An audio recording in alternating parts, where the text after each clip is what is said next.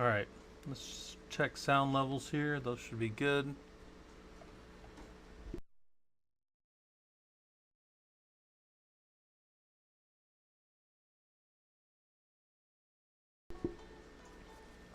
Alright, let's see what's going on here. Let's give people a few minutes to pop in here.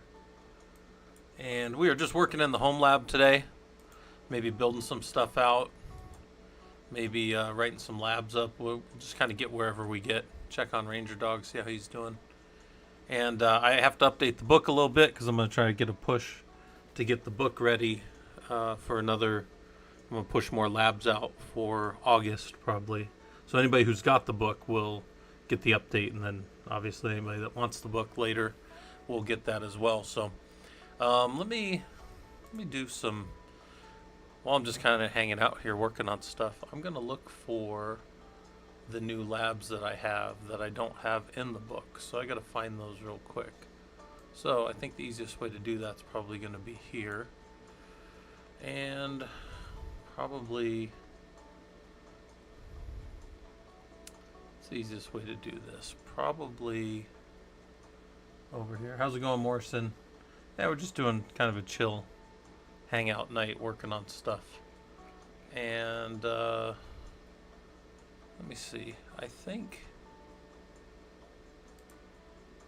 do I have 20? Let's start on Linux. We'll start on Linux because I'm pretty sure 107 is new. Let's go page down. Nope.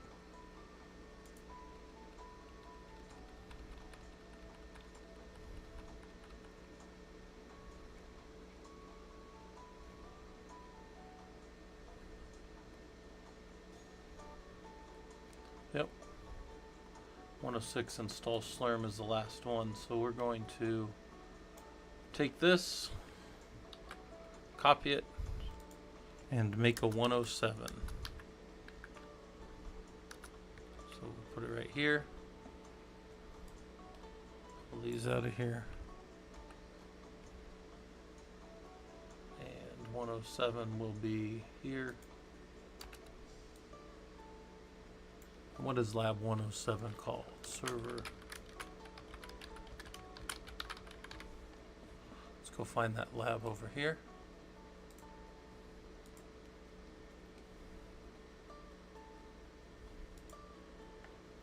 Took a leap and picked up a domain name in order to start hosting a portfolio with Linode. Nice, Morrison. Hopefully that'll work out for you pretty well. Hopefully that all does all the things you need it to. That'll be good. Good practice. Are you wanting to be a front end guy?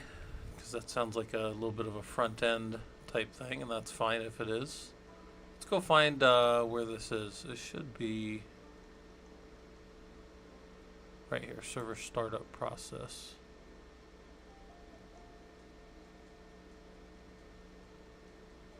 (107) server startup process. Here's our link.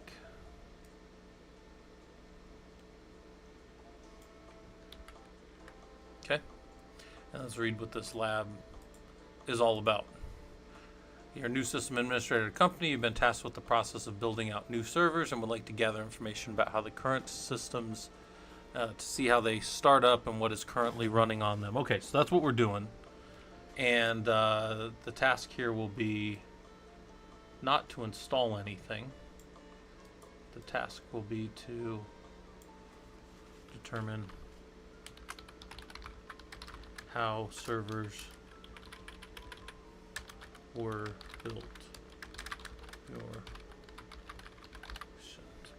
Given a bash prompt in one server, you only need one server for this one. Complete all activities in lab. Verify that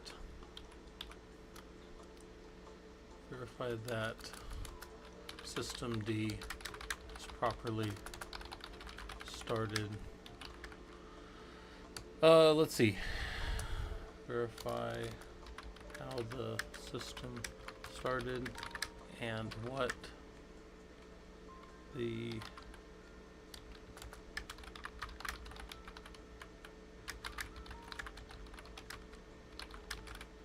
and what running processes and open ports there are. Okay, good.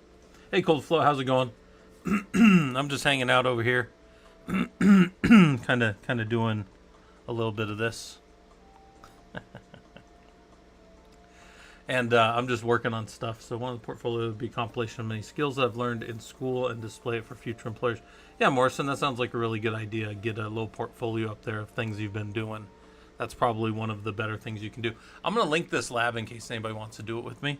I'm not necessarily doing the lab right now, but the lab is there for you guys to, I guess I can push pin right there. That's fun. I didn't know I could just hit pin right there. Can I do it on this side too? Pin message. Boom. There we go. There's Kano. How's it going, Kano? We are putting together some lab stuff, and I was starting over here. You're a new system administrator, and you're trying to figure out what's going on, right? So what kernel version and startup parameters were used to start the system? What hardware does your system run on?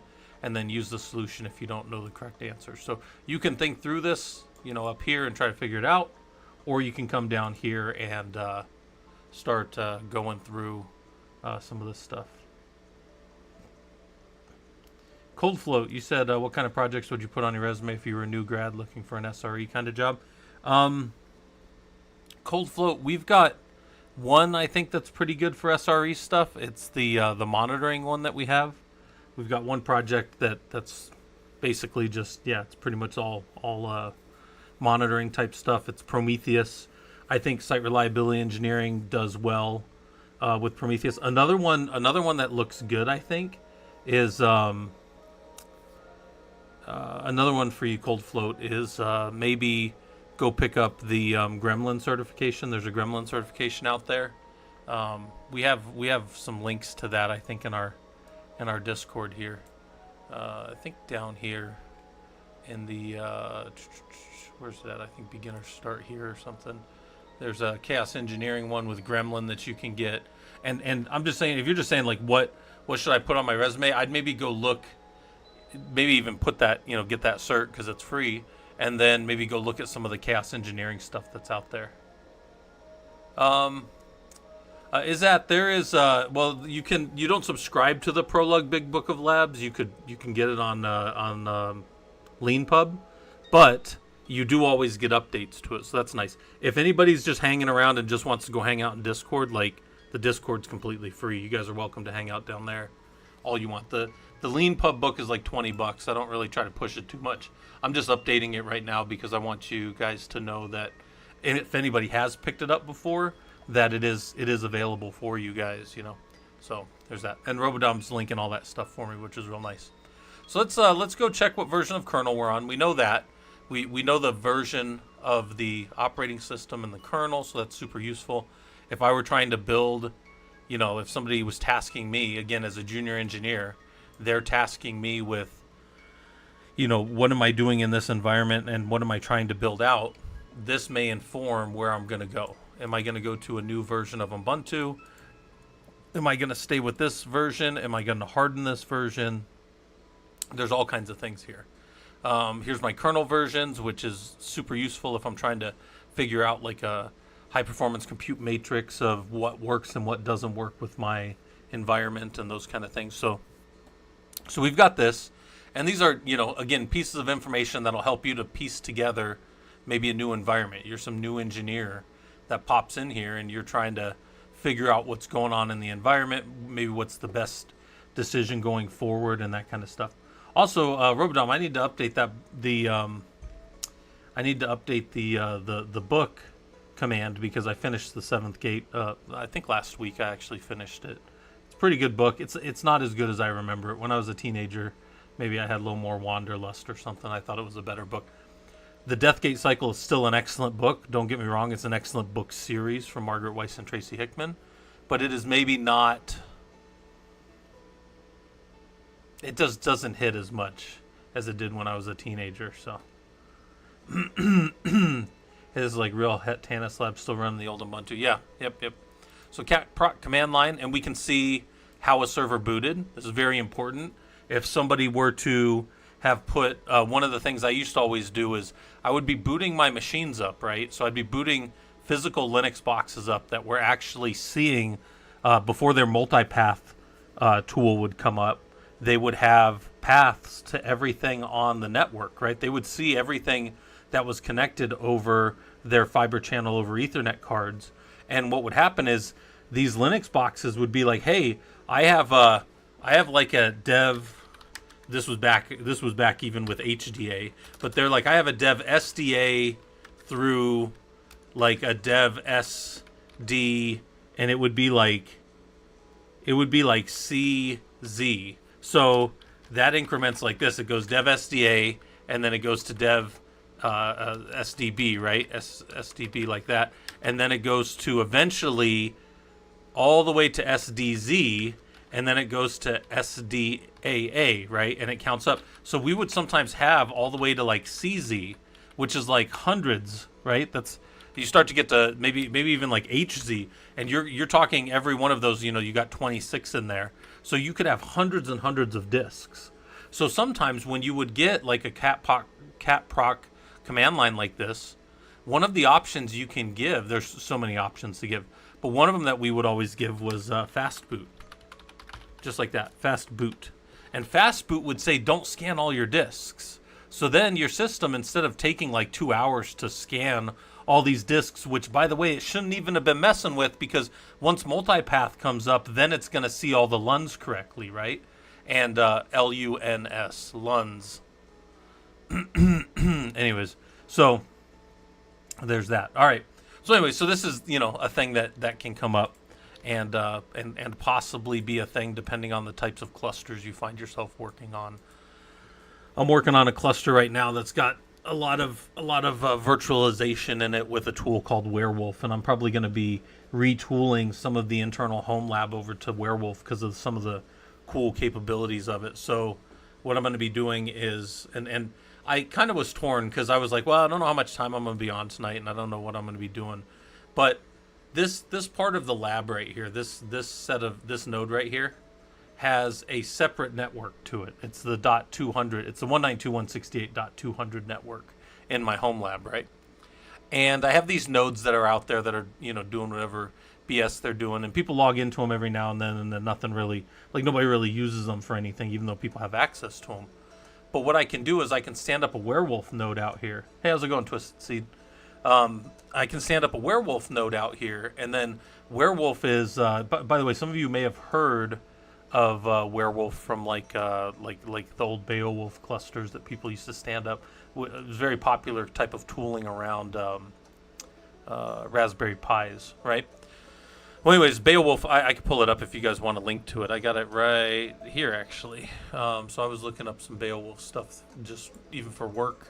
And then what I was going to do in those labs is have them just blow themselves away every night, kind of like I was going to do with Ansible anyways. And then what I'll do is I'll start showing you guys the stigging process.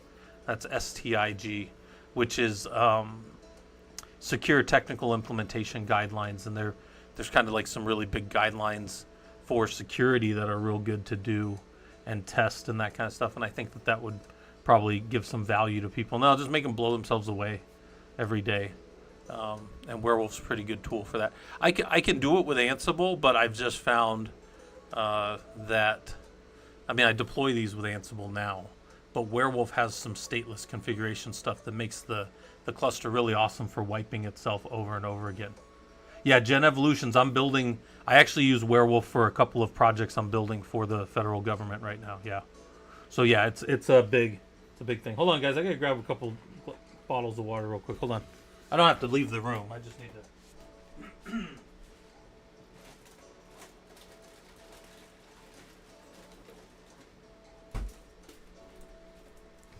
There's a couple of reasons, by the way, that I have my camera off. Normally I have my camera on, but because of my green screen and just kind of the way that I have the room, if even in summer, so like I think it's about 114 here in Phoenix right now. Let me check. It's 111 now. So that's at 7:30 at night. If I put hold on, I'll turn the camera on for a second. If I put the green screen over here, oh, you can't see it. The green screen's actually invisible right here behind me. But if I put that behind me, it kind of just jacks up all my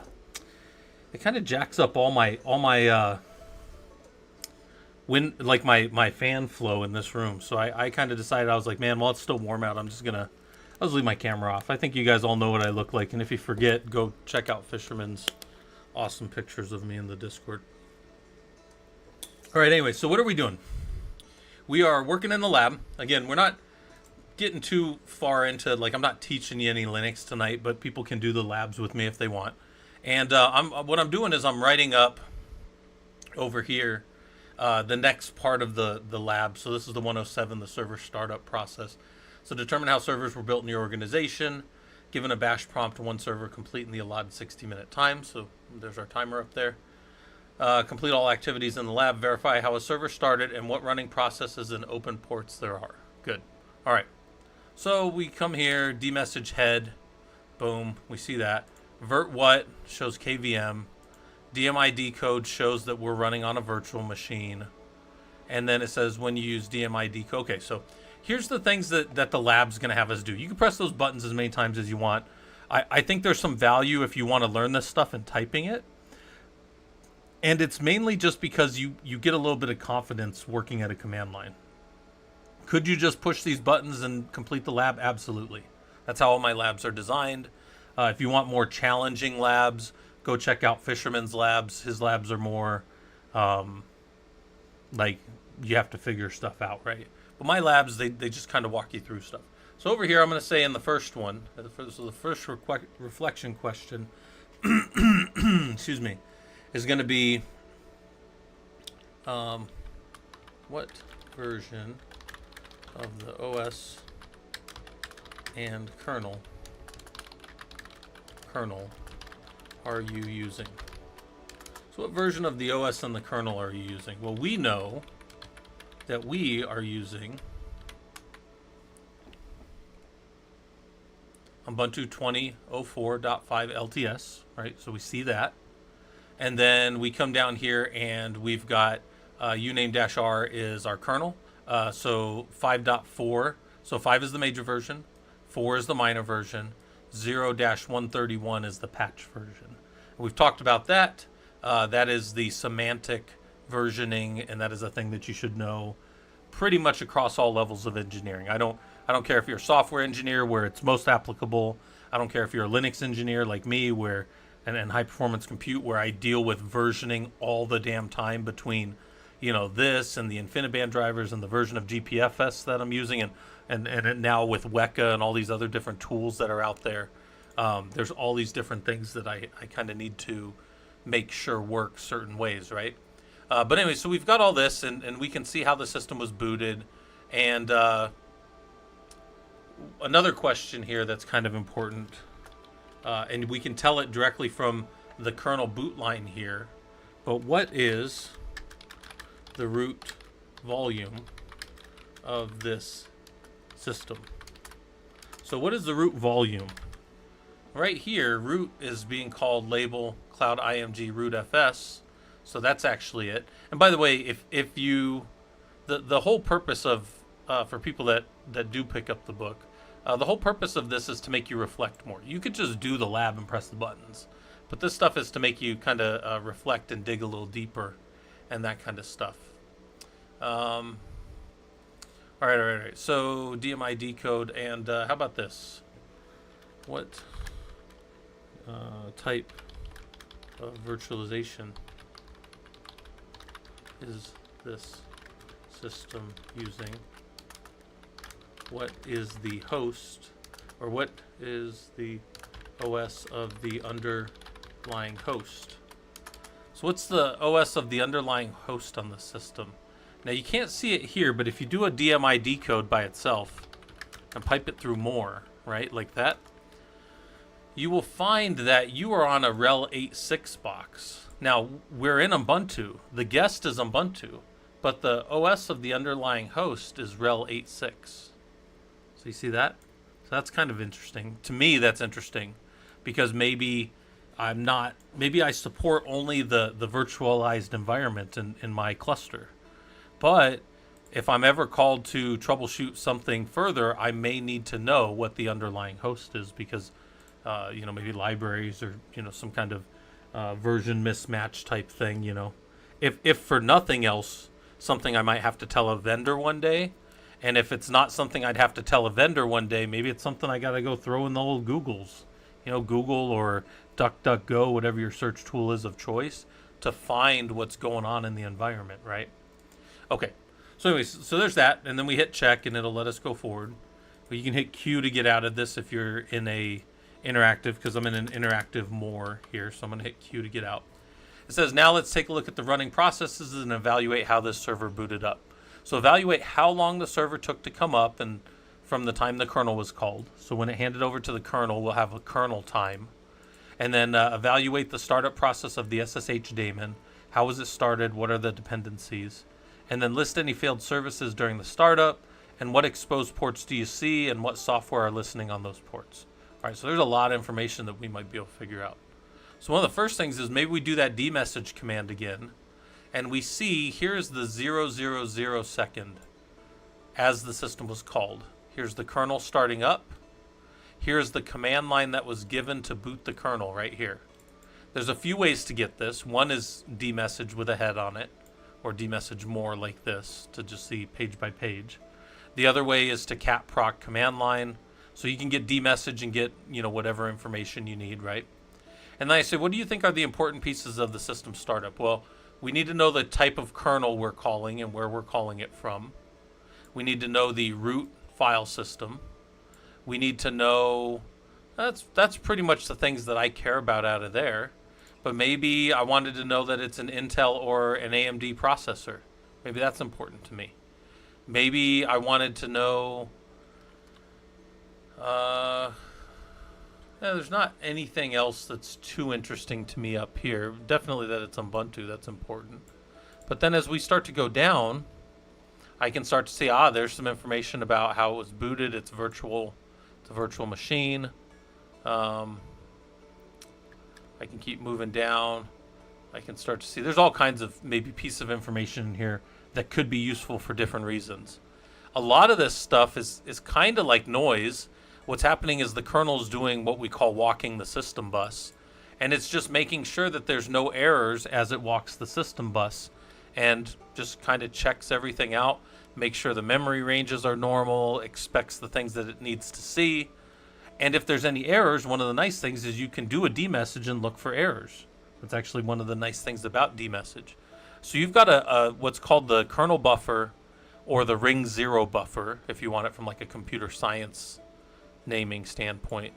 You've got everything that's happened in this system since it came up. And that's as far as the kernel is concerned, and as far as the kernel is in setting itself up, that's all the info right there. So I get to see, is it seeing the interrupt correctly? Is it seeing the PCI? We're going to start seeing PCI here in a second. All of the things that are and aren't plugged into PCI are going to start popping up. So one of the things we can do is we can check. In this case, look, AppArmor. I want to make sure AppArmor started on the system. I want to make sure that maybe SMTP or SMP boot started. Whatever the different things are up and down through here, we can look through. And I don't spend a lot of time in here unless I'm troubleshooting things. But the point is, you can come in here and see what's going on with how the system started. All right. So I'm gonna hit Q to get out of that, and I'll look in there for Ethernet. And look, there's our virtio.net kernel module right there. So there's the kernel module that's loaded for my ENP1S0 interface, which was ETH0 when it first came up. So, okay, so I know, and we know from other times playing around in these labs that that's my interface, right? But it says, what do you think the important pieces of the system startup are? Can you find the Ethernet and its associated driver? Yep, there's our Ethernet. There's its driver. If we do an ls mod and grep for virtio, there's all the virtual virtio drivers, or they're not drivers, they're kernel modules. Drivers are different. These are kernel modules. They're plugged directly into the kernel. And you see, wait, virtio showed up over here because it's actually a dependency So here's the actual systems here. This is using virtio.net. So net failover is using virtio.net. So over here are things that are in use by. And if you need to see that, you run your ls mod and then you just do like a head on it, and you'll see across the top. Oh yeah, here, module size used by. So, oh, sorry, yeah, I had that backwards. It's virtio.net is using net failover. So net failover is used by virtio.net. That's what it is. So I won't be able to, if I want to do an RM mod and remove this, I would not be able to do it until I got rid of the virtio.net. But we've seen in these labs before that if we remove virtio.net, we take our networking out. So you don't want to do that very often. Also, by the way, brings up a very important thing. If you're ever doing system work at a distance, and you're going to, like in this case, I'm in my home lab here, and let's say I want to do something to one of these interfaces, like ETH0, which is my primary internal Ethernet interface, right? Well, I could do an if down on ETH0, but then my SSH connection in right here is gone. But then I can hop over here, and I can go find that box. Where's that box at? Here's host box right here. And I can get console access. So it's almost like I pull up a little crash cart and go connect to it, right? I don't know why that looks like that, but almost looks like that's in run level 5. That's not, let's ignore that. I've probably ignored that before, but that shouldn't be in run level 5. All right, so we come over here. Look, oh, there's our ls grep. So we've got all these different things going on. And then I say, what other important kernel modules might you find with lsmod? You could just do lsmod by itself and maybe do like a word count -l to see how many lines there are. There's 76, approximately 75, 76 modules. You can pipe it through more if you wanted to, and you can look at them all.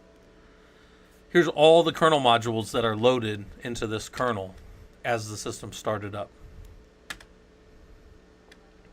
And why might you want to know that? Well, it's important. Sometimes you have to rebuild a kernel, like with Lustre kernel modules. You have to rebuild the kernel to have the Lustre support. Lustre. Lustre, like that. Yeah, it's spelled that way for the file system. But anyways, sometimes you know, and you want to make sure that the kernel modules are loading properly. So you have to come in here and find that. You have to find the different pieces are like you expect them to be, right? So anyway, so that's that. And so if I was still asking questions over here, I'd say, let's see, what kernel modules are, what kernel module do you see virtio.net or _net using? And that answer was right here. You do the virtio. Where the heck was that? lsmod grep virtio. Yeah, it was the net _failover, right? So when you did virtio net, those were the two that were related to each other. Okay. So then we come down a little bit. Why does this thing look like it's frozen over here? That's not good. Seems like my whole system's frozen. That's even worse. This is non-optimal, gentlemen. I have no control in this right window. I can see my mouse. I don't know. I guess you guys can still hear me. I can't click in here. Hold on. Yeah, I got like everything inside of Chrome is done. Hold on a second. Man, I'll tell you what. It's like that meme we saw the other day about the... Oh, there it is. We saw that meme the other day about Chrome just sitting there eating memory, right? Are you eating memory again, Chrome? Yeah. Well, no, it's definitely Chrome doing it because all my Chrome across all my browsers. Jeez. All right. So we come down here, systemd. So I say, what other important kernel modules there are? Let's see how long the system took to get up to its runtime target. So we can use systemd analyze time, and that'll tell us a bunch of stuff about how the system started, how it finished. It's in the kernel space and the user space, and then the total time for the system to come up. There's the total time it took for the system to come up, and it says graphical target was reached after 9.503 seconds, and then the total time that it took the system between the two. So actually, the total time it took to come up is right here. But between those two, there's some overlapping on this. Actually, it's kind of strange. This is the total time that the system took to come up right here, the 11. There you go.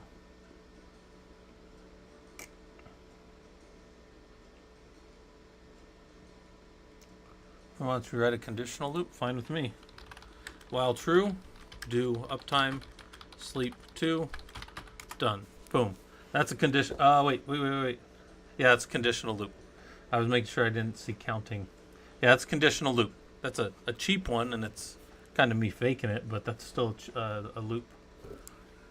All right, that's on the YouTube side. You guys are probably like, what the hell did he just do that for? On the Twitch side, they can make me stop and do stuff that's Linuxy related in Bash. So that was a conditional loop.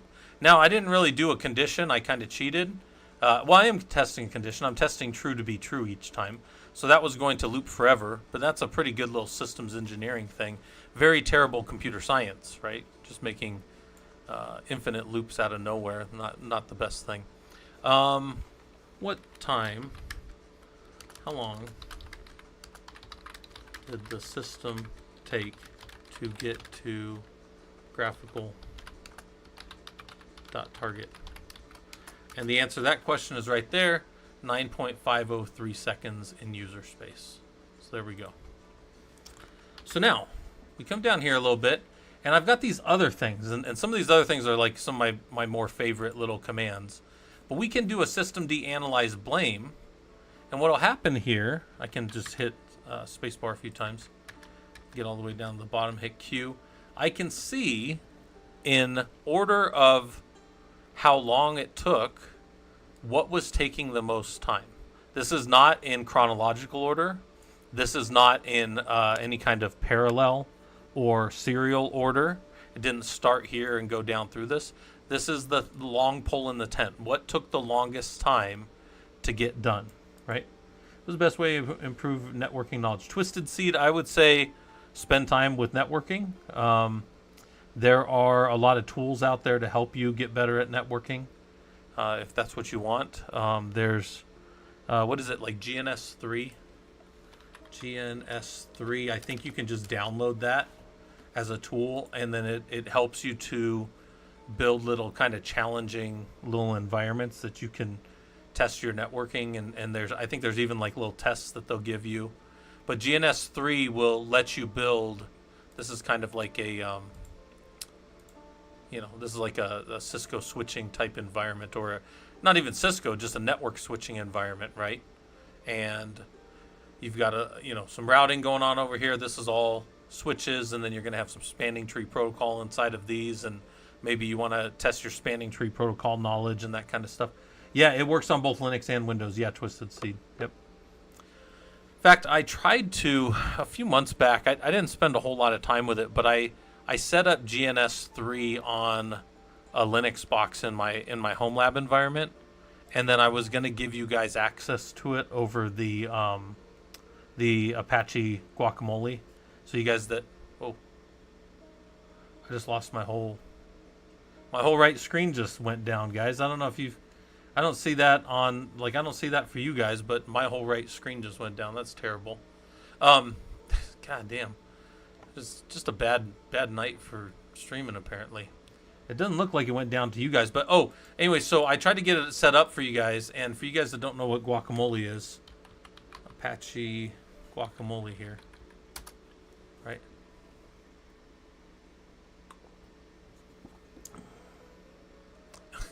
I hope it's not because of the loop.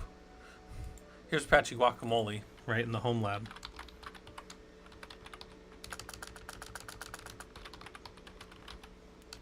Oh, whoops. And then you can come in here and you can see the different lab connections, and you can connect into these. And some of you guys know how to get in there from the Discord, and then now you're just in a browser, like you're just in a browser environment here, but right, then you can be sending stuff in here, and then these get monitored back over here, right, in real time back to our monitoring system. So see, I said echo hello stream, and then you can see all of my enter key interactions or whatever. But the point is, you could just be in a normal browser. So anyways, that's something to think about. All right, so we're back over here, and what did I start with? I said systemd analyze blame, and we can see what took the longest. So I say what took the longest to complete when you did your systemd analyze blame, right? So your systemd analyze blame, snapd service took the longest to come up of all the different things that were coming up as the system started. So I say, okay, that's good. What's the order of this output? Again, it's by what's the longest. It's not in any way related to, you're not dealing with these things in chronological order. They're not serial. And you say, well, how do you know they're not serial? Well, I know they're not serial because look, if it took total time was 11 seconds, under 12 seconds for sure. Well, I've got, even just quick counting, 4, 7, 10, 12, 14. I'm over already right there. I'm already over the whole time the system took. So those had to be going up in parallel, right? And that kind of makes sense, I think. So how would you know? Well, obviously it's not as long. So then we come down here and we say, can we see if the SSH service is running on the server? So we do a systemctl status SSH service, and here's our OpenBSD secure shell, and there is the name of the service, ssh.service. We see it's active running, and we see its main PID, 638. So 638 is our PID for right now.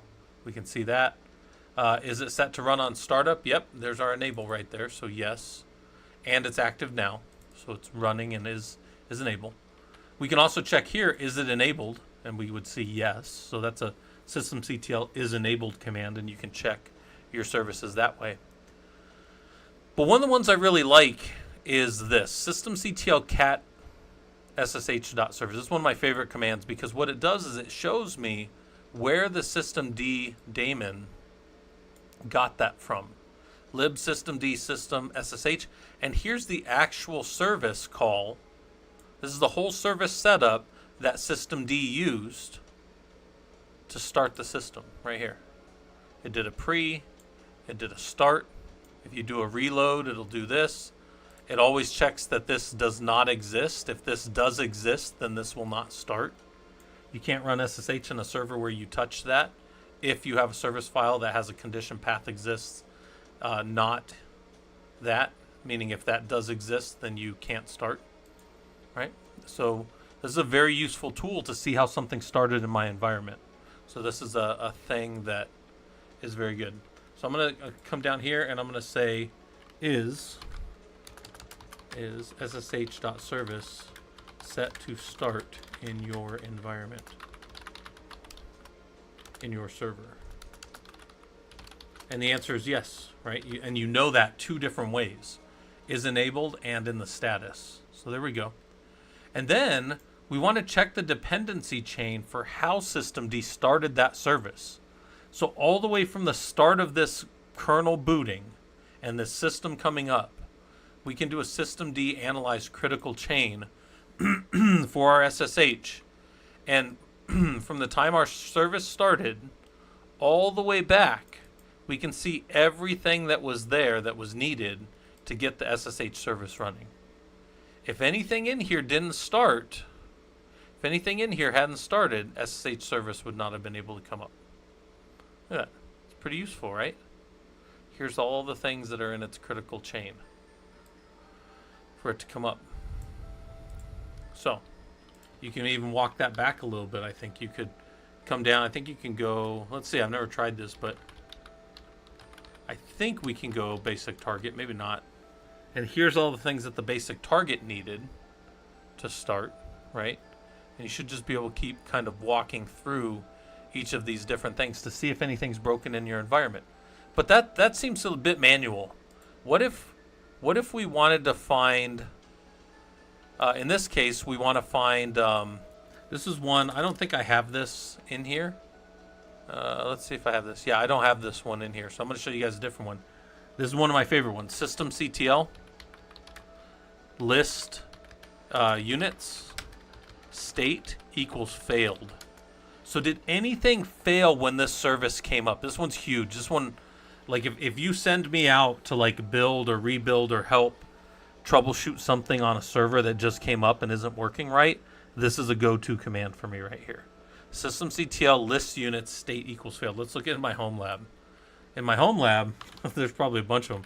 Oh, I'll actually go, hold on, I'll go to my jump box. My jump box is going to get rebuilt soon too. We're going to go to Rocky 9.3, I think. And then I'll stig it all up and show you guys how secure we can make everything. But let's just go here and I'll say systemctl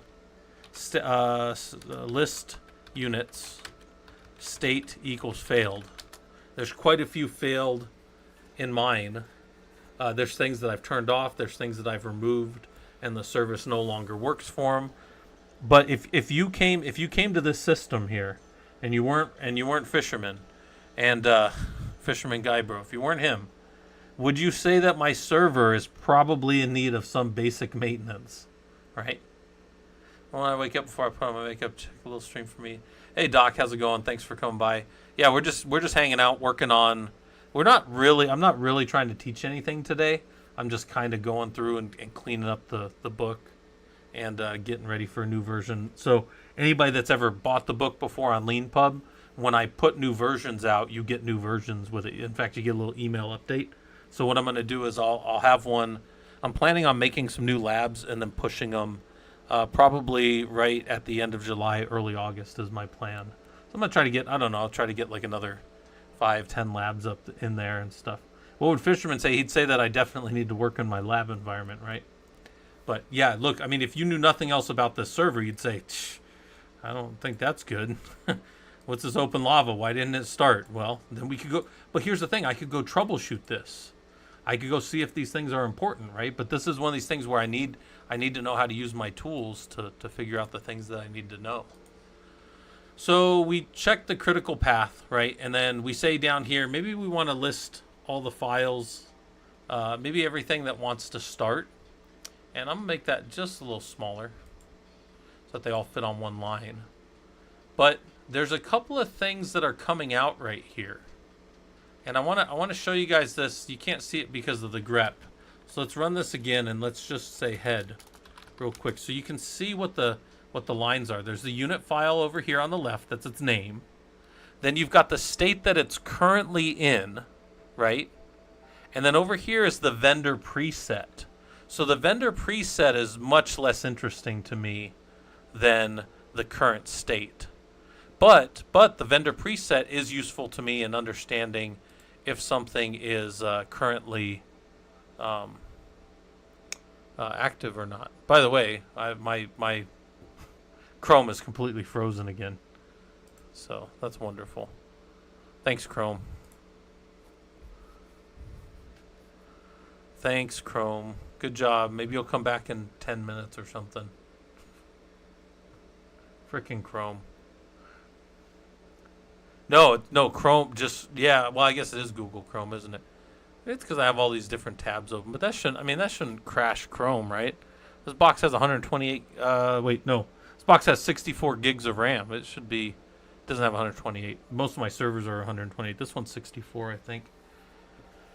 So laptop is pretty all right, but man, Chrome is just sitting there munching on memory apparently. Are we back? Almost. Nope.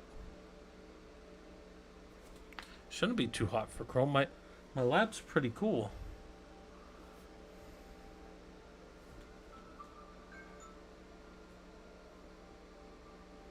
All right, come on, system.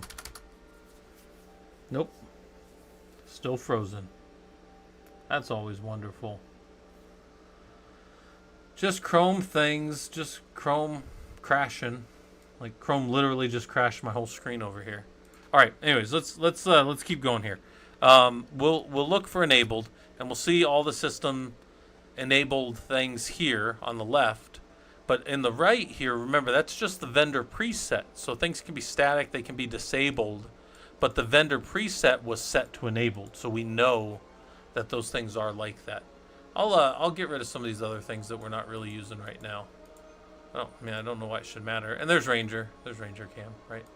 But what if we go look in and we wanted to maybe count up all the systems? We could count up. There's about 325 of them, right? When you just grep for enabled services that were at least set by the vendor to be enabled. So 325 might sound like a lot, and it is. In my compute nodes, I tend to try to run like under 40 or 50 processes as far as services.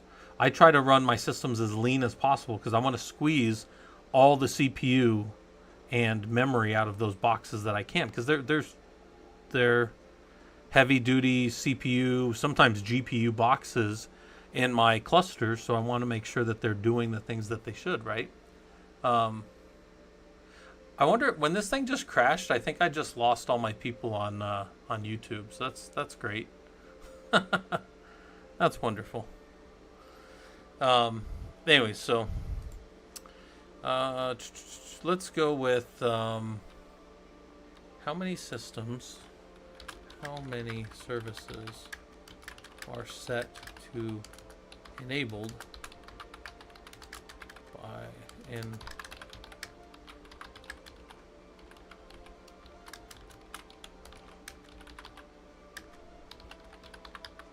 far right column, right? So we did all that. I think it wiped everybody when my Chrome crashed. I think it wiped everybody off of YouTube. We had like 100 people on YouTube, so that's fun.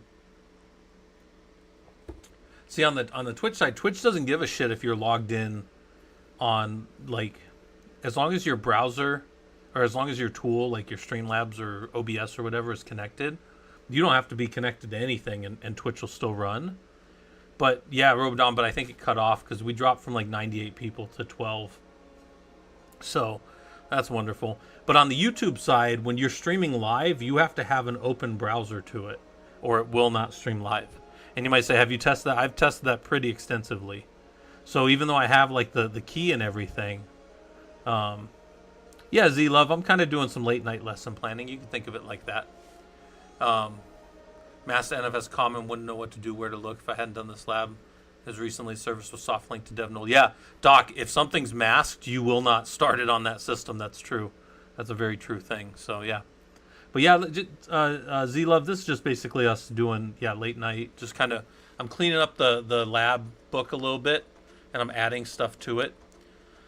So, we're just going down through. We'll do dpackage-L and C. Do we see SSH libraries on this box? There's all kinds of them. Do we see the OpenSSH client so we can connect out? Yes. Do we see the OpenSSH server so things can connect in? Yes. Can we accept big SFTP jobs and maybe collect things? One of the reasons we use SFTP is it's much more aware of the file transfer. Like, file transfers could stop and restart and all this kind of stuff. So SFTP is pretty good, and it's secure. It's since it's got the, so there's SFTP, which is the OpenSSH. When you have the S in front like this, it's the OpenSSH secure file transfer protocol. So it's FTP, but using port 22 still, right? If, however, it's FTP with the S on the end, FTPS, that is a security protocol of secure. It's not using SSH. There's a different protocol for FTPS. Yeah, and FTP is, we definitely don't use just straight FTP anymore. But just remember, if it's SFTP, it is using the OpenSSH protocol, so it's still port 22. And you're still configuring it in your etc SSHD _ config file. So, yeah, Doc, though, I appreciate you saying that, though, about like the masked, because masked is very important to know, because that's how, like, if we're doing like STIG compliance and like making sure something won't start up, we always mask it. And that's what a lot of the checks look for STIG compliance. They'll be like, hey, are you masking things properly and that kind of stuff. because they don't want anybody to turn it on later. So, all right. And then can we look at the components? Yeah, there's all our SSH components right there. So we have the SSH config for our outbound connections and our SSHD config for our inbound connections. So that's pretty good. All right, and then we keep going. I said, let's look at what ports are open on the system. So we can go look at SS-NTULP, which will give us all of the UDP connections here that are, they're just open, they're unconnected. But then TCP is listening to establish a connection. And it says here, when we did just a little word count, we've got 5 UDP and 8 TCP. And that's just because I was too lazy to count them up here, right? So we just let the system count it for us. Yeah, Z-Love, we were talking about that the other day, how when you make something like user-proof or idiot-proof, they'll make a better idiot. It's just you can't idiot-proof things. It's not a real thing. So, okay, so anyway, so we come over here and we keep going, and I say, can I find out maybe what's going on with the systemd resolve process? So I do an LSOF-I on port 53, and I see some more information about the command that was used to start it, what PID is involved with it. I could also see the PID up here. What was that PID? 10. I should see it up here as well, 1015. But I can find out more information about it. Where's the file descriptor for it? If it's UDP or TCP, and then the name of this is what's allowed to connect to it. So this is only listening to connections from ourselves. 127.0.0 is an internal only network. You're very used to hearing 127.0.0.1, which is the loopback address, right? It's home, right? But 127.0.0.53 can also be used, and in this case it is for us to be able to resolve things locally. And then we can go look at it. How was it started? So is it running? It should be CTL grep. We can see that it's there. And then how is it started? There's all the information about how it started. And then you can go read about it too. There's some really good wiki software stuff around systemd and resolved. So that's good. So hit check, and it says, looks you learning Linux. You've looked at the system startup. You've looked at the systemd daemon for how processes are configured. And you've looked at the running software and open ports. This will help you decide what you need to move forward with on your new server build. So, again, you've been tasked with new server builds. So what processes do you need to keep running, and what software do you want to allow are still to be determined. But you now have the tools to see what currently is happening in your environment. And sometimes what's currently there will help to inform, not always 100%, but at least somewhat, what you want to do with your new servers.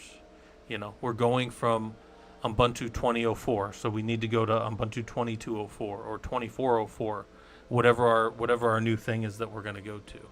So, how's Ranger doing? Ranger's doing fine down there. Let's pull this up, and then our digging deeper. I need to say we're not going to do a read the Slurm documentation.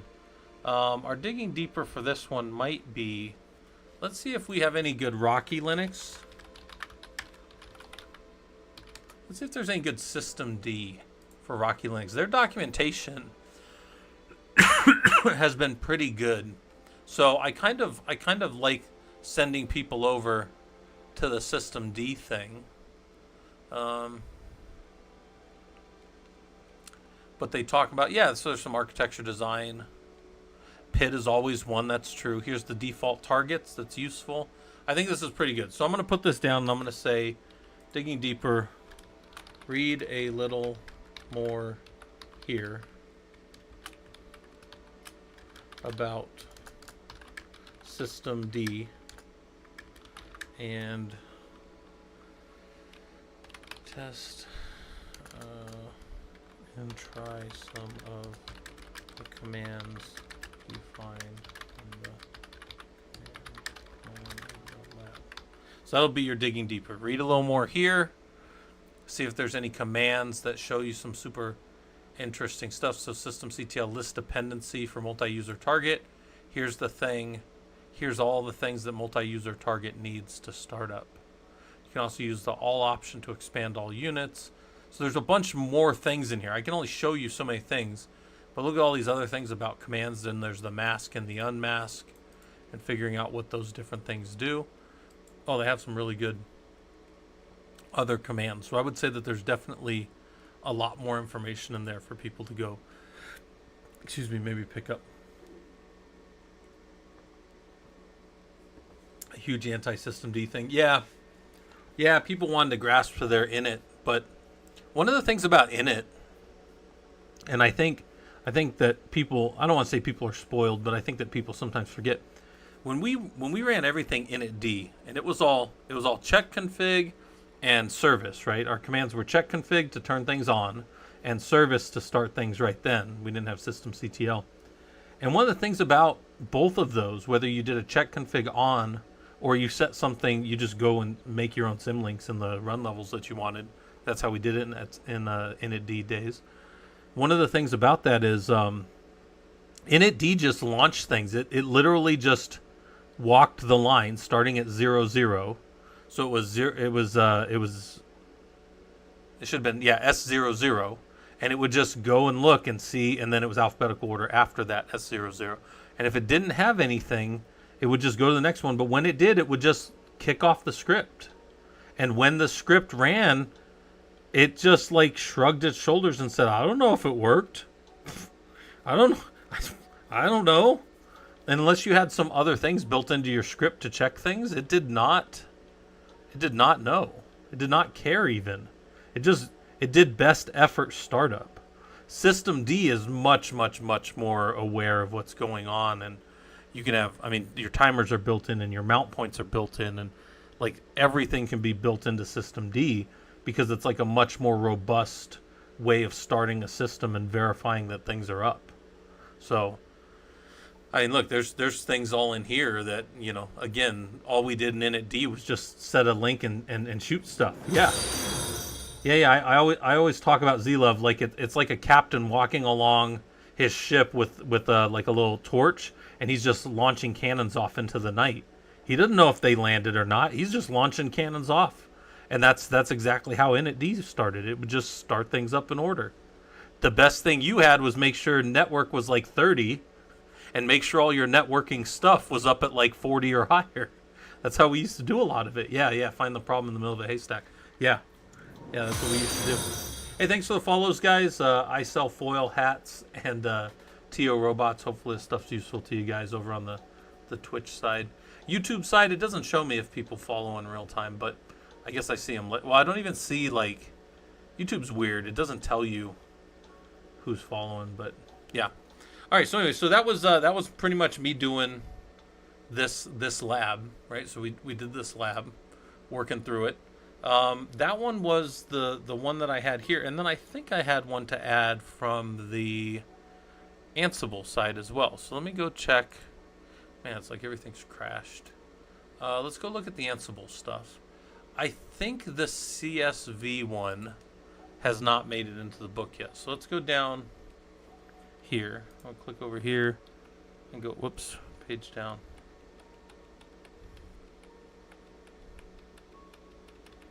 Ansible.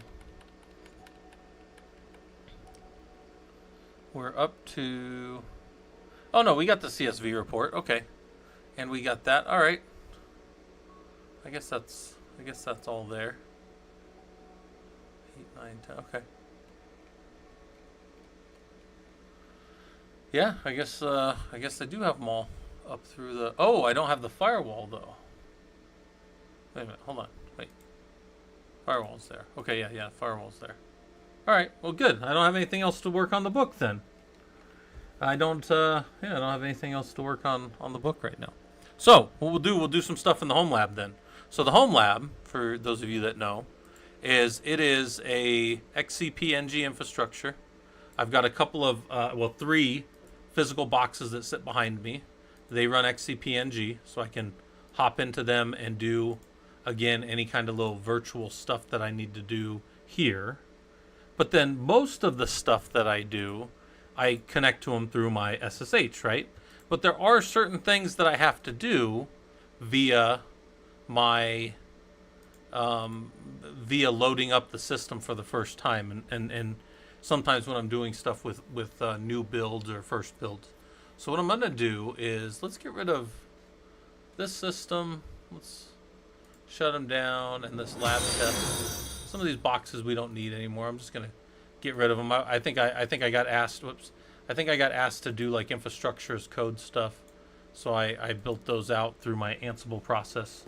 Carnivore Dallas, hopefully this stuff's useful to you. Thanks for the follow. We're just working, messing around in the home lab. We're not working super hard tonight. I'm not really trying to teach anything like I normally do. I'm just kind of doing some Linux and hanging out and stuff. So you guys are welcome to kind of hang out with me. And feel free to ask questions. I know it's funny. I think my college students, I've been told this many times over the last 16 years now of teaching college, where it's like there's one speed, it's mine, and I just move fast. That is not my intention typically. I just tend to, I kind of tend to go and brain dump. So like I know that. So feel free to just ask me questions. And if it seems like it bugs me, it doesn't. It's just that I tend to. Yeah, it's like Riddick mode. There's one speed, mine. But I'm not trying to do that. It's just that's kind of how it seems like works for me. So, or it's always been kind of my way. So I'm gonna delete these labs. Get rid of them, or these boxes that aren't needed. And we're going to do something, again, the first time we do something in the home lab, it's a little manual. So we're going to come over here, and we're going to go look up Rocky Linux, right? So I just want Rocky Linux. Go look at the download for it. What version of Rocky Linux do we got going on here? I think we set up Rocky Linux once in the home lab. Let's go check real quick. And then in here we've got ISOs. And, we did do Rocky 8.4. But we don't need that anymore because we're going to go to a newer version. So rm-rf Rocky 8.4, just to get rid of it. We don't need it. And we're going to get a newer version of Rocky Linux. Oh, where are we at here? Hold on. Get this out of the way. Let's go download a... so there's 9.4, workstation. Okay. Well, we'll stick with our default image, and we'll go Rocky 9, and we will do the DVD ISO, right? We don't need a minimal. Minimal ISOs are okay, but I prefer to build from a full ISO when I'm building a thing for the first time. Because one of the problems with the minimal ISO is it's perfectly fine for like fast testing things, but I like to build from a DVD ISO the first time. So we're going to download that. We're going to pull that down to my system. Yeah, it's minimal, and sometimes I guess it's not that big of a problem. I feel like I can do a DVD ISO and then carve it down to exactly what I want, especially in like my home lab. You guys are going to find in my home lab I'm more lazy than most. So we're going to do this, and then we need to, let me think. Let's get rid of ctest02 as well. We don't need this one. Deleted.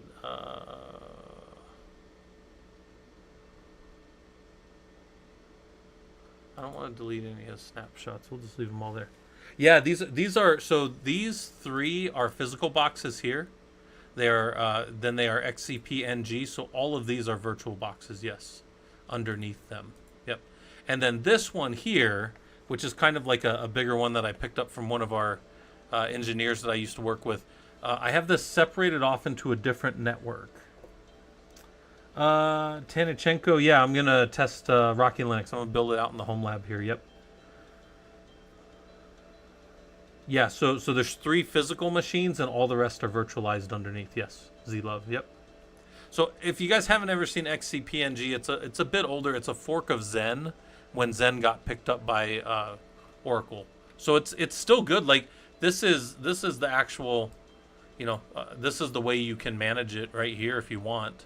You can also manage it. I can manage it in here by going directly to the machine from my jump boxes. However, the reason I don't do that is because if you ever look in my Etsy host files,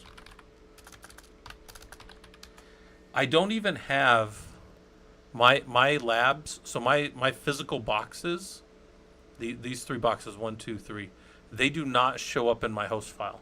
So even if you compromise my P01 Jumpo 1 box, I don't give away access to that. I don't concede access to my virtual environment just because you took over this box. Now, if you took over this box, right, somebody owns this box because it does sit out in the world. It does get attacked literally all the time. Let me show you. You guys want to see how often the system gets attacked? This system's been attacked since we've been talking, right? So hold on. This box has been attacked. Let's see, when did I start? Probably a little over an hour ago. It's been attacked since here. All these are people trying to get in, right? These are all from my var log messages, right here and up. These are all people trying to get in, right? Can I tell what kind of these are scans and then people trying to connect to OpenSSH, Robodom. These ones are, because these are just logs from. These are just logs of people trying to connect. I guess Robodom, I could keep track of all connection attempts to all open ports, but I keep this box pretty lean. This box doesn't really have a lot of connections out. You see that? That's a pretty lean box as far as what's there. It's pretty small. Did I patch my servers? I patch somewhat regularly. Maybe every few months. I actually have an Ansible playbook that'll just go do it automated for me. I just haven't set it all up to run as often as it should. And Minma02 over on the YouTube side said hi. Yep, hello. We are just working on stuff here. So, Tanchenko, yeah, the new patch for SSH. I've seen that. I do need to probably patch up for that. But this is the only externally facing box in my environment.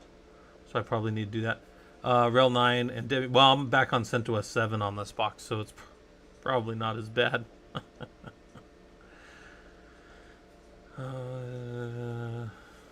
Not included. Yeah, this one might be a bit old. About the SHCV patched. Yeah, Minma02, that's what they were just asking about on the Twitch side, is if I had patched for that. I hadn't, but I mean, I can. Let's see what this thing wants to do. Does this want to get a kernel? Let's see. You can see a bunch of broken repos, because I just have old repos on here. But a whole bunch of broken repos everywhere. But let's see if this can download some stuff. It's like the worst patching. Oh, this is 7, so this is even older than 8. I've even got my HashiCorp. Man, I got HashiCorp stuff on here. You can update using the 12 version. Yeah. So actually, this is going to be one of my things. This P01 Jumpo 1 box is going to get updated to, since it's CentOS 7 and CentOS 7 is very end of life. I'm probably going to make this one a Rel 9 box too. Yeah, Robodom, that's what I'll do. I'll make it a Rel 9 box. I'll do the normal thing that I do. I'll build the other box. I'll test it. And then I'll just slip IPs. So it's basically just put the other IPs in place. That's what I do.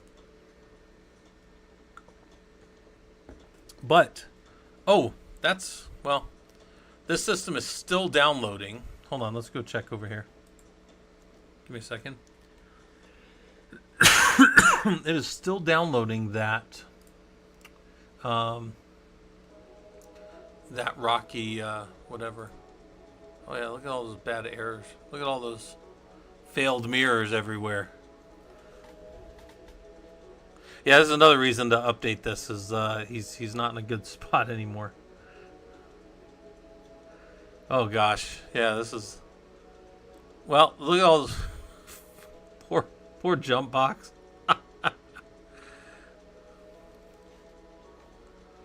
Yeah, Minma, you said, what do you think about Alma Linux and Rocky Linux for folks who can't pay Red Hat? Yeah, well, I mean, I'm building Rocky Linux in my home lab right now, and a lot of government stuff is using Rocky Linux, so Rocky's pretty good. It's owned by CIQ, and CIQ is the same guys that do Werewolf and Apps, is it called AppStack? And a few other kind of big tools. So, did we run out of, man, no more mirrors to try, huh? Let's give this thing one more try. Have servers with Realm D, DNS, and DHCP roles. It's very hard to manage all that stuff. We're prosing using dynamic DNS. Yeah, I think that's a good thing, Tanichenko. In my home lab, I need to turn on my DNS one of these days. And actually, I can also use, what's it called for that? Werewolf can do a lot of that too. These Rocky Linux are under ITAR compliance. Yeah, I've been doing a lot of hardening under Stigs for Rocky 9.3, and that's a kind of big thing right now. All right, well, this isn't gonna patch. So I mean, I think it's time. So for me, it's all about planning the move off of this box, and really, there's not that many things I care about in this server that aren't in root. Most of the things that I care about are on this box are in root, and then or in the root user, you know, in my home directory. I may have some things. I may tar up home just because some of my friends have stuff in home. Oh, I do have, actually, I take that back. I have a couple of other things. I have this storage directory. And in the storage directory, I have stuff that some of my friends sometimes download from my home lab if they need it. But I think most everybody that needs that already has it. So I could probably safely just tar up root's home and move it off, and then build a new box to go in this place. So that'll be a task for me to do. I'll probably do that on stream here, maybe even next weekend. Reason I can't do it sooner than later is because I do have another paper to write for my doctorate, so that's coming up. And then I've got what else do I got to do? Oh, the next 2 weeks I'm going to be out of town. Well, not out of town, but I'm going to be working out of the house, which is weird for me. I work in the house most of the time. I've been working in the house since 2020, you know. And this will be like, well, I guess I've been out a few times in data centers and stuff since then, but this will be 2 weeks in a data center building out. I'm going to be building out a cluster physically. So that's going to be interesting. Interesting stuff.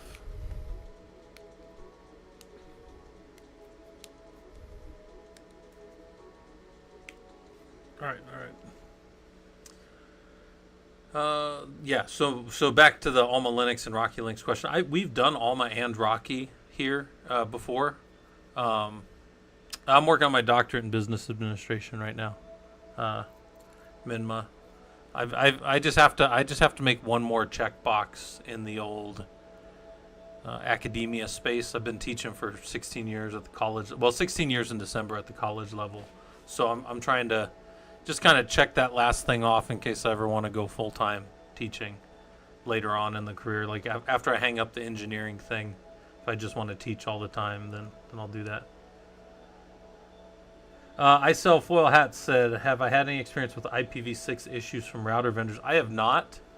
I Sell Foil Hats. I haven't seen any major IPv6 issues, period. Tends to just work. Although, to be fair, I haven't been a 100% network engineer since 2008. 2008 was really when I hung up being a full-time network guy. Yeah, Z-Love, I think the guys have convinced me to pull up some research a few times on stream here. But I won't do this one because this is just a business proposal that I'm doing for this next paper. Finish out a class, but it shouldn't be too bad. I got another couple, I got about 2.5 more years probably of the doctorate. Depends how the dissertation goes. But I don't think that should be too bad. I have the weirdest stuff with broadcast, specifically custom groups. Seems companies like Ubiquity have interesting opinions on how it should or should not work. I Sell Foil Hats, you know, it's funny. If Inspector was around, Inspector Diameter, he's real big on IPv6 stuff and he does a lot with it. But I don't know of any problems directly with IPv6, specifically with vendors or anything. I haven't heard of any. We do have a little networking section you could ask in the Discord. Maybe some of our network, like full-time network engineers might still know stuff about that. We have, by the way, this is kind of on the same subject, but only because you asked about it.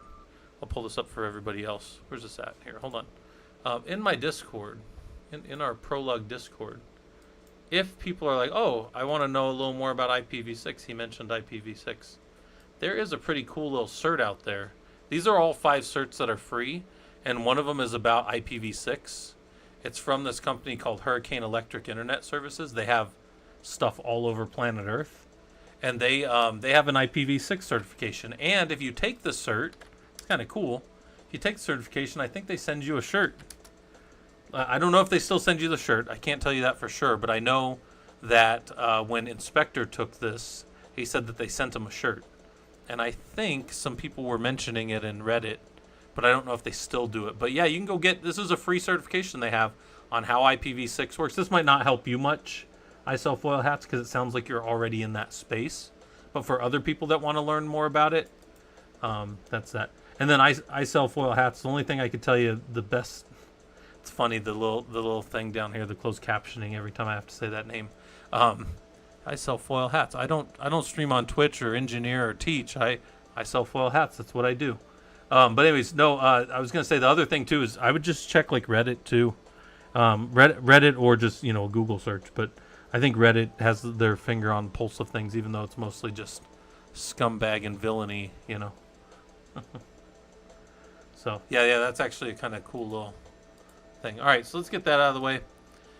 What are we doing? We're still downloading that. That's taking its time. You guys can't see it, but it's taking a long time to download. Once I download it in my home lab, and it's funny. People are always like, "Why are you using Windows or whatever?" Because it doesn't really matter the environment I'm in, right? So if I go to my host box and I do test parm will come up if you haven't used test parm.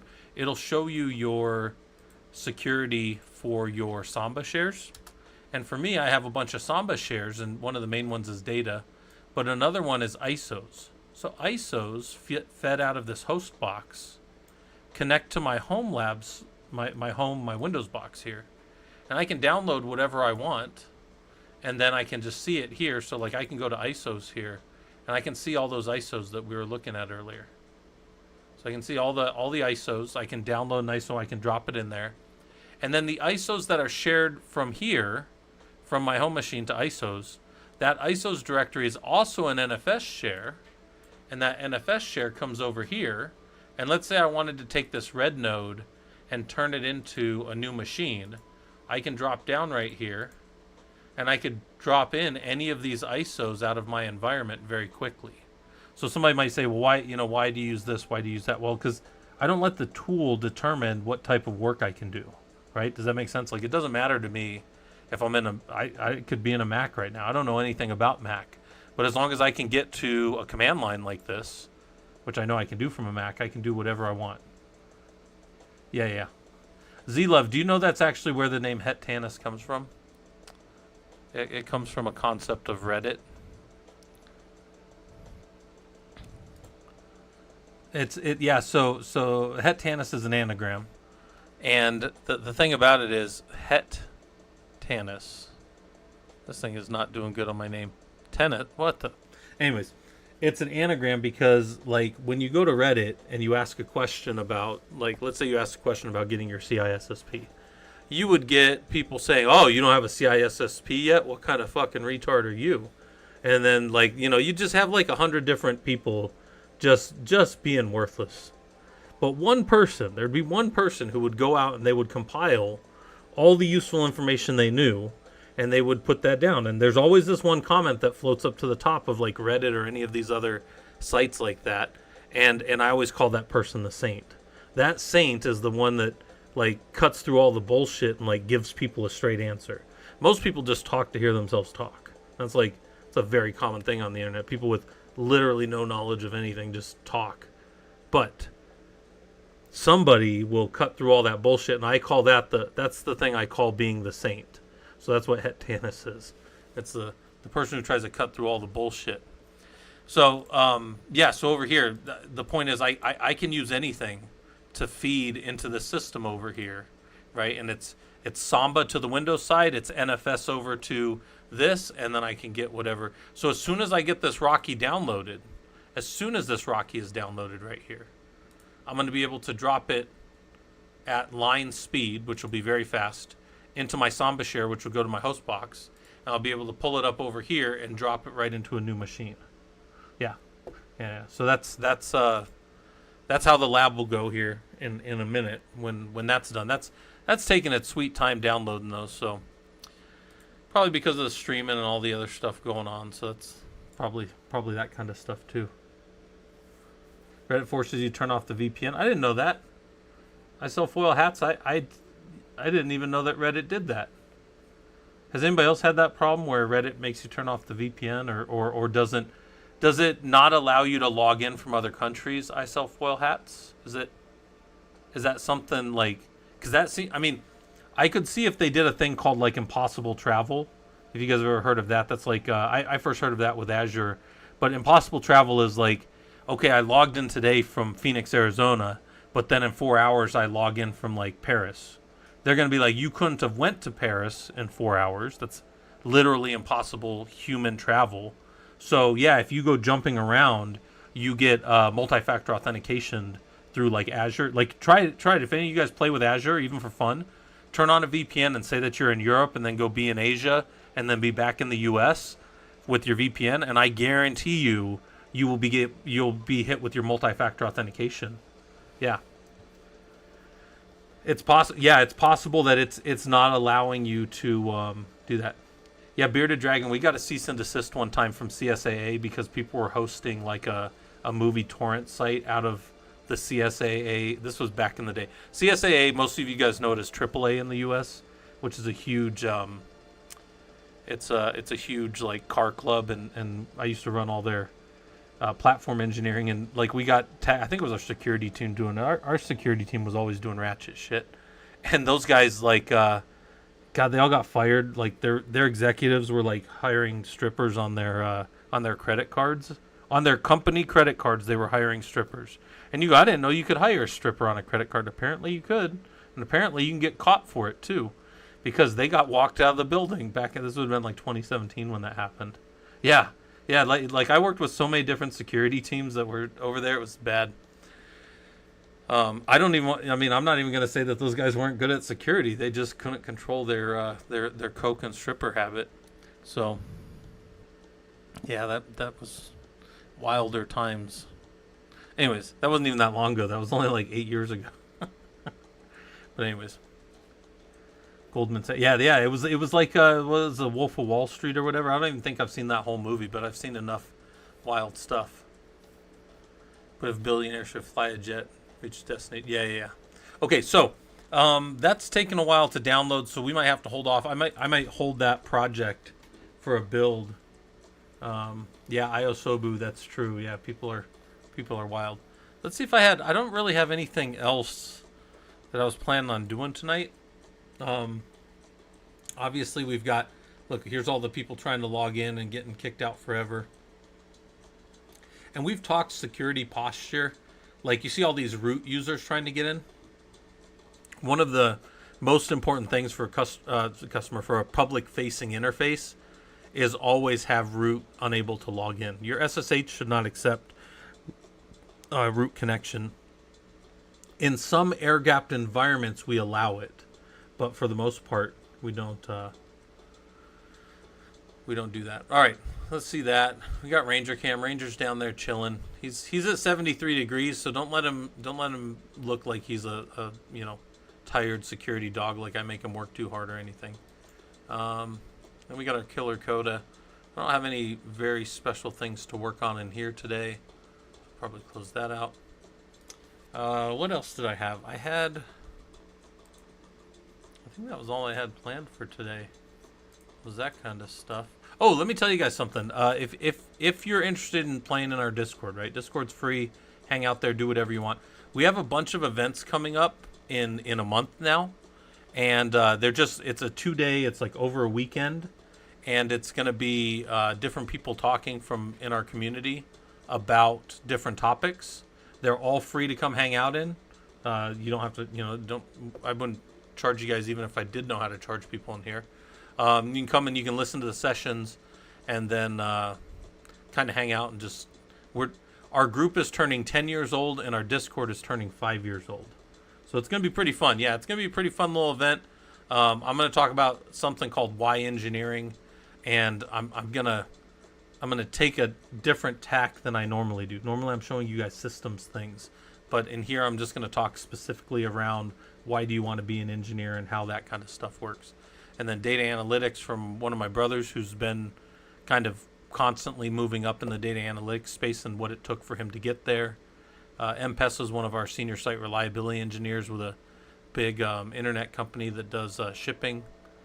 Reed is the director of engineering. Fisherman was on earlier. I can't say anything nice about him. Ben's going to come and talk economics and data analytics. And then Jared, some of you guys have been around for Jared with his Google topics and Google like tracking people in web pages and stuff. He's got some pretty cool stuff that he does. He's kind of an expert in that space. And then Sending Grounds is going to come talk to us about systems engineering and scale. Specifically, he works with AWS Lambda, so he does some pretty cool stuff at really, really big scale, like way bigger scale than most of us. Even I mean, I've worked on clusters that have thousands and thousands of nodes on them, and they are small, little drop in the bucket compared to the stuff he works on. The scale of like AWS Lambda is, huge, in the probably hundreds, maybe even hundreds of thousands of servers range. Anyways, it's wild. But there's all this stuff, so that's something for you guys to play with. This thing's going to take a while more to download. I'll probably drop off here. We got about an hour and a half in. Again, come hang out in the Discord if you guys want. Feel free to, you don't even have to be a systems engineer to kick it. We just hang out down there. We've got all kinds of types in there. We've got security people. We've got network people. We've got all kinds of other stuff. So, yeah, Z-Love. Hopefully this stuff's useful. Yeah, and this is my little system. This in the background, sometimes people ask about the closed captioning. It's literally just PowerPoint. PowerPoint has a pretty good little closed captioning. It doesn't even let me swear. I could say God, and I can say damn, but I cannot say those two words together. It will not put it up there. So anyway, it's actually kind of funny. Like we've messed with it before on what it's going to allow me to say. So yeah. So and if the home lab is a fun little setup for you guys, I do have ways for people to access this, and we have a little report every day that shows us, for people that have been in the Discord, there's a little sandbox. This is an Ansible playbook that runs and just tells me who's logged into the systems, tells me what's going on, that kind of stuff. Yeah, Robedom, and this is also, by the way, feeding up to the cloud. And you say, how do you know that? Well, because I've had network problems before and my closed captioning stops working. It just says network errors and then it stops working. I'm like, oh, they're just feeding that up to Azure. That's all they're doing. Yeah, Microsoft's learning all our stuff. So, all right, guys. Well, then let's go find somebody to raid. And on the YouTube side, unfortunately, I can't raid for you guys, but you guys are welcome to hang out anytime. And yeah, Twisted Seed, I'll come around sometime when I got more time. Maybe even tomorrow night after I get my paper done. Maybe I'll hop on and just do like an end of stream thing. Also, we'll have Rocky Linux downloaded so we can do a first build. And then what I'll do is I'll do that first build out of it, and then we'll stig it, and we'll get a stig compliance. There you go. Yeah, Carlin, 7 dirty words. Yeah. All right, let's go find somebody to raid. See what's going on here. We'll go raid. We'll raid BlazeBits. He's doing some security stuff. It looks like. It looks like he's scanning stuff. What kind of tools are he using? All right, we'll go hit him up. Raid message is do all the Linux. I think most of you guys have that, or Rage. You guys can do either of those. All right, for those of you that are around tomorrow, I will see you guys tomorrow. Take care.